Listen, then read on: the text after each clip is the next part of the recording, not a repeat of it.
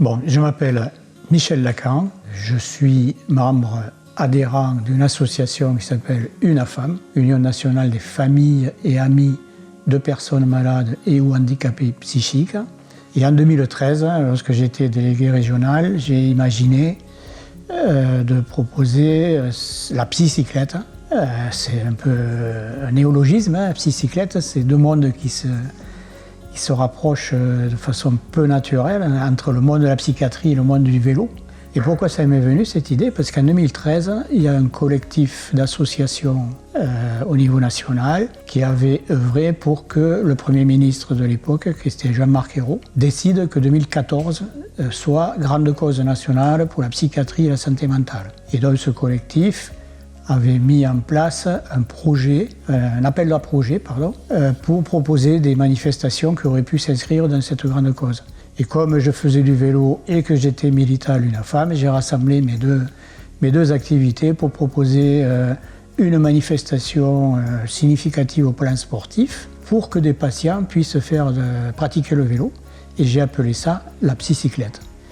Mais il me fallait des acteurs. C'est bien d'avoir une idée, c'est bien d'avoir quelques sous, mais il faut des acteurs. Et pour avoir des acteurs, je suis allé trouver la directrice de l'hôpital Gérard Marchand à Toulouse. Je lui ai exposé le projet. Elle m'a simplement dit, écoutez, on va aller voir les infirmiers qui font faire du sport aux patients. Et si les infirmiers sont d'accord, eh bien on y va. On va faire la psycyclette. Sinon, les objectifs de psycyclette, effectivement, c'est d'abord... Mon idée première, c'était de lutter contre la stigmatisation. Voilà. Et ça demeure. C'est toujours un objectif important. Faire changer justement le regard de la société sur les personnes.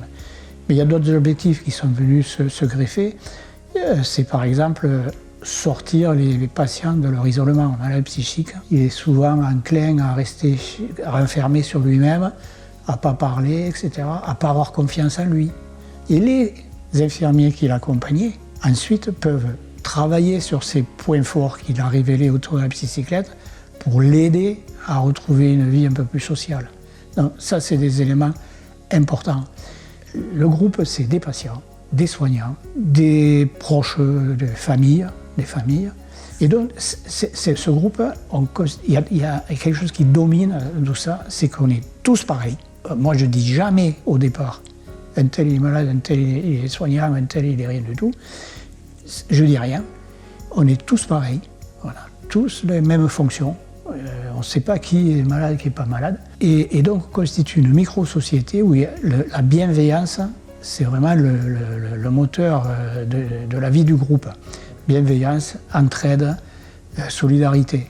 Et alors ils font venir un petit peu la population, il y a la presse locale qui vient, et là c'est l'occasion de parler de la maladie mentale, de la maladie psychique, à la population à travers les médias et justement d'essayer de changer ce fameux regard de la société sur la maladie en disant, vous voyez, ce sont des personnes qui viennent de faire 100 ou 110 km. Vous prenez n'importe qui dans la rue à Rennes ou ailleurs, et la personne va vous dire, moi je ne suis pas capable de le faire.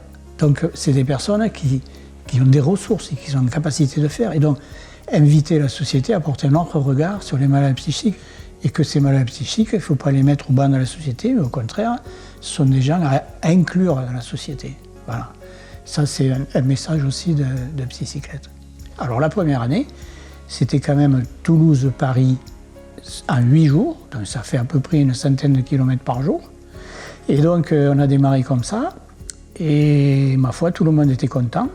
J'ai eu de plus en plus de candidatures, parce que les gens ont parlé, de bouche à oreille, ça s'est su. Et puis on a fait aussi une édition un peu particulière en 2022 en partant de Rouen et en faisant la côte d'Opale jusqu'à Gravelines. On est passé à Lille et on est descendu sur Paris. Et à Paris, on est arrivé le jour de l'enregistrement du Psychodon et on a tous été invités à l'Olympia. Donc ça a marqué les esprits des patients qui étaient très contents. Quand on est malade psychique à Toulouse ou à Montauban ou ailleurs, aller à l'Olympia avec une manifestation d'un spectacle avec des vedettes un peu connues, ça les a vraiment fait sourire. Voilà, même ils gardent encore ce souvenir. Donc le peloton, enfin le groupe, l'an dernier par exemple, on était à peu près entre 45 et 50. Ça peut varier certains jours, parce qu'il y en a qui ne font pas tout le parcours. Et alors pour 2024, pour revenir au projet 2024, parce que là on est en début 2024, il faut penser à l'édition de cette année. Donc j'ai préparé un parcours qui va précisément partir de Bordeaux, qui va longer la côte atlantique, qui va rentrer dans les terres au niveau de Dax, Pau, du côté de Tarbes, et après on va remonter vers le nord pour traverser le Gers et passer à Nérac, dans le Lot-et-Garonne. Et après on va partir plein est pour aller sur Moissac et finir sur Toulouse, justement dans l'hôpital Gérard Marchand, qui est l'hôpital historique de Psycyclette.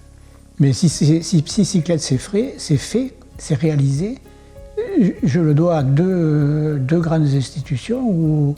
D'abord l'UNAFAM, qui a réussi à trouver des moyens financiers pour qu'on décolle et qui m'a fait confiance, parce que c'est pas évident de mettre 30 vélos sur la route. On parle certes des petites routes, mais c'est pas évident, c'est un risque. Donc merci à l'UNAFAM. Et aussi, je tiens aussi à remercier Madame Pasquet, qui était à l'époque la directrice de l'hôpital Gérard Marchand et qui, elle aussi, n'a pas eu froid aux yeux pour me dire « écoutez, on y va ». Parce que si elle n'avait pas dit ça, la Psycyclette ne serait pas partie. On aurait eu les moyens financiers, on aurait eu le soutien de l'UNAFAM, mais sans patient, ça n'avait aucun sens. Donc je remercie aussi beaucoup l'hôpital Gérard Marchand, en la personne de Catherine Pasquet, qui m'a donné le feu vert et qui m'a dit « on y va ». Et on est allé.